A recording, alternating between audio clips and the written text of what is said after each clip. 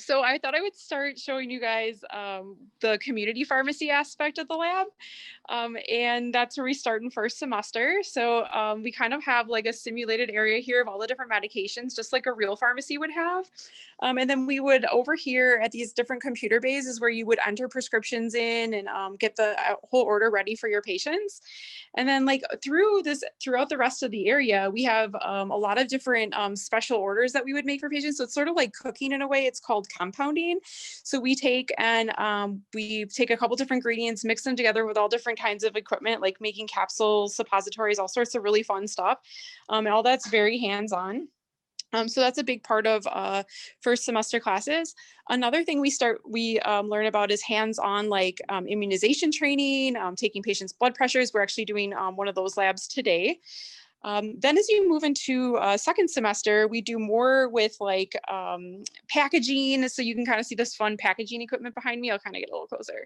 So we'll take medications that are in bottles and make them into individual little doses using a big machine like this. So that's something that we would do as an application for either long-term care or hospital pharmacies that need their medications packaged in individual doses for their patients. And then behind me here is what we would use to simulate like a hospital pharmacy. So in hospitals, we have to put an order together just like we would for a retail pharmacy, but they go to the patient's floors on the units. And so they're all packaged differently in individual doses. And we put that whole order together. So it's right by where the patient needs it and where the nurse can help administer it to the patient.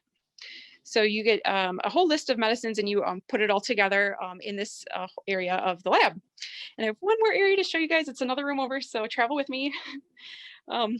This is our sterile compounding room. And I'm just gonna show you one part of it, but we have like 2 or 3 different rooms.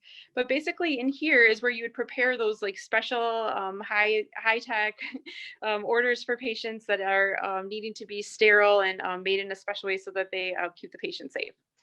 So that's our lab, and I am welcome to take any questions. And again, thanks for your patience with switching the screen over. Thank you so much. That's really neat because you gave us that experience of being in MATC lab right from the comfort of our homes, but still it means so much because despite of being at MATC, like with MATC for several years, I had not seen some parts of this lab. So that's I can see the excitement. So, are there any questions regarding pharmacy technician program?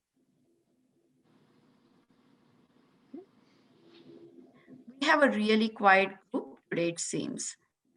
But I would like to ask you, Jennifer, when did you decide to also take the role of the instructor at MATC? And how do you balance that, like your core function? Do you still work in the industry as a pharmacist, and how does that all work? Can you guide us on that? Yeah, that's a really good question.